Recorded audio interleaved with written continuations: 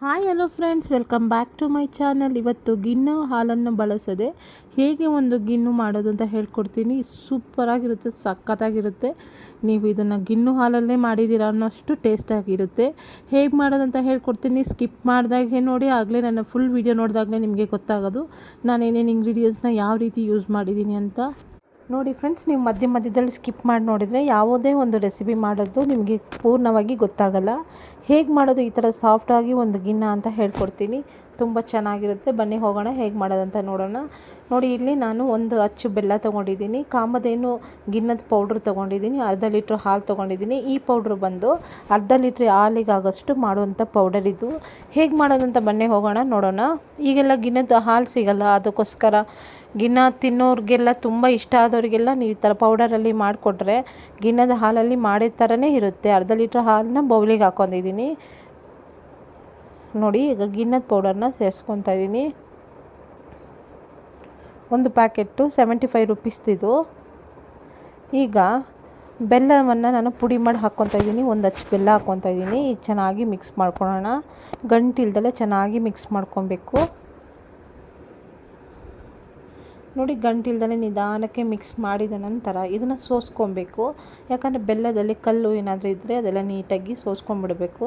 ಬೇಯಿಸೋಕ್ಕಿಂತ ಮುಂಚೆ ಈ ಥರ ಮಿಕ್ಸ್ ಆಗಿಬಿಟ್ಟು ನೋಡಿ, ಇದು ಬೆಲ್ಲನೆಲ್ಲ ನೀಟಾಗಿ ಸೋಸ್ಕೊಂಡ್ಬಿಡೋಣ.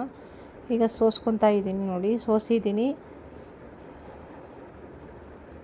ಸೋಸ್ತಾ ಇದರಲ್ಲಿರೋ ಕಲ್ಲು ಅಥವಾ ಕಸ ಏನಾದರೂ ಇದ್ದರೆ ಬೆಲ್ಲದಲ್ಲಿ ಈ ನೀಟಾಗಿ ಬಂದ್ಬಿಡುತ್ತೆ ಫ್ರೆಂಡ್ಸ್. ನೀವು ಕಾಯಿಸ್ಬಿಟ್ಟು ಬೆಲ್ಲನ ಹಾಕ್ಬೋದು, ಇಲ್ಲ ಇದೇ ಥರ ರೀತಿಯೂ ಹಾಕ್ಬೋದು. ನೋಡಿ, ಇವಾಗ ನಾನು ಏಲಕ್ಕಿನ ಹಾಕ್ಕೊತಾ ಇದ್ದೀನಿ ಪುಡಿ ಮಾಡಿ. ಒಂದು ಸ್ಪೂನಲ್ಲಿ ಈ ಥರ ಮಿಕ್ಸ್ ಮಾಡ್ಕೊಂಬಿಡೋಣ. ಮಿಕ್ಸ್ ಮಾಡಿಬಿಟ್ಟು ಒಂದು ಬಾಕ್ಸಿಗೆ ಹಾಕ್ಕೊತಾ ಇದ್ದೀನಿ. ಬಾಕ್ಸನ್ನ ಈ ಥರ ಟೈಟಾಗಿ ಮುಚ್ಚಿಬಿಟ್ಟು ಇಡ್ಲಿ ಪಾತ್ರೆಯಲ್ಲಿ ನಾವು ಇಡ್ಲಿ ಯಾವ ಥರ ಬೇಯಿಸ್ತೀವೋ ಆ ಥರ ಬೇಯಿಸ್ಕೊಬೇಕು. ನೋಡಿ, ನನ್ನದು ಇಡ್ಲಿ ಪಾತ್ರೆಯಲ್ಲಿ ಈಕ್ವಲ್ ಆಗಿಲ್ಲ, ಅದಕ್ಕೋಸ್ಕರ ಒಂದು ಮುಚ್ಚಳನ ಹಾಕ್ಬಿಟ್ಟು ಈ ಥರ ಬಾಕ್ಸ್ ಇಟ್ಬಿಟ್ಟು ಈ ಥರ ಮುಚ್ತಾ ಇದ್ದೀನಿ.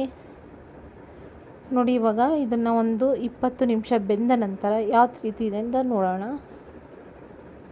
ಗಿಣ್ಣು ಬೆಂದಿದೆಯಾ ಇಲ್ವಾ ಅಂತ ಹೀಗೆ ಹೇಗೆ ಚೆಕ್ ಮಾಡೋದು ಅಂದರೆ, ಕೈ ಮೇಲೆ ಇಟ್ಟಾಗ ಅಂಟ್ಕೋಬಾರ್ದು.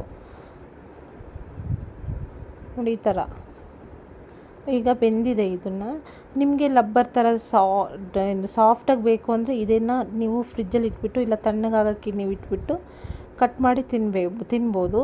ಇಲ್ಲ ನನಗೆ ಸ್ವಲ್ಪ ಹಾರ್ಡಾಗಿ ಬೇಕು ಅಂದರೆ ಸ್ಟವ್ ಮೇಲೆ ಸಿಮ್ಮಲ್ಲಿ ಇಟ್ಟು ನೀರು ಹಿಂಗೋ ತನಕ ಇಟ್ಟರೆ ತುಂಬ ಹಾರ್ಡಾಗುತ್ತೆ. ನಿಮಗೆ ಬೇಡ, ನನಗೆ ಸಾಫ್ಟಾಗಿ ಬೇಕು ಅಂದರೆ ಹಾಗೆ ನೀವು ಚಿಲ್ ಮಾಡಿಬಿಟ್ಟು ತಿನ್ಬೋದು. ನೋಡಿ ಫ್ರೆಂಡ್ಸ್, ಈಗ ನಾನು ಪ್ಲೇಟಿಗೆ ಹಾಕಿದ್ದೀನಿ, ಸರ್ವಿಂಗ್ ಪ್ಲೇಟಿಗೆ. ತುಂಬ ಸಾಫ್ಟಾದ ಸಿಲ್ಕಿಯಾದ ಸೂಪರಾದ ಗಿಣ್ಣು ರೆಡಿಯಾಗಿದೆ. ಗಿಣ್ಣು ಹಾಲು ಇಲ್ದಲೇ ಪುಡಿ ಬಳಸಿ ಹೇಗೆ ಮಾಡೋದಂತ ಹೇಳ್ಕೊಟ್ಟಿದ್ದೀನಿ. ಕೆಲವರಿಗೆ ಪುಡಿ ಬಳಸಿ ಹೇಗೆ ಮಾಡೋದಂತ ಗೊತ್ತಾಗಲ್ಲ. ಈ ಒಂದು ಗಿಣ್ಣುನ ಈ ರೀತಿ ಮಾಡಿ ಟೇಸ್ಟ್ ಮಾಡಿ, ಸಖತ್ತಾಗಿರುತ್ತೆ. ಗಿಣ್ಣು ಯಾವ ಸೀಸನಲ್ಲೂ ಎಲ್ಲ ಸೀಸನಲ್ಲೂ ಸಿಗಲ್ಲ, ಅದಕ್ಕೋಸ್ಕರ ಈ ಪುಡಿನ ನೀವು ಯೂಸ್ ಮಾಡಿದರೆ ಗಿಣ್ಣು ಥರನೇ ಟೇಸ್ಟಲ್ಲೂ ಸಖತ್ತಾಗಿರುತ್ತೆ. ಯಾಕಂದರೆ ಗಿಣ್ಣು ಪೌಡರೇ ಇದು, ಕಾಮಧೇನು ಬ್ರ್ಯಾಂಡಿಂದು. ತುಂಬ ಚೆನ್ನಾಗಿರುತ್ತೆ ಫ್ರೆಂಡ್ಸ್.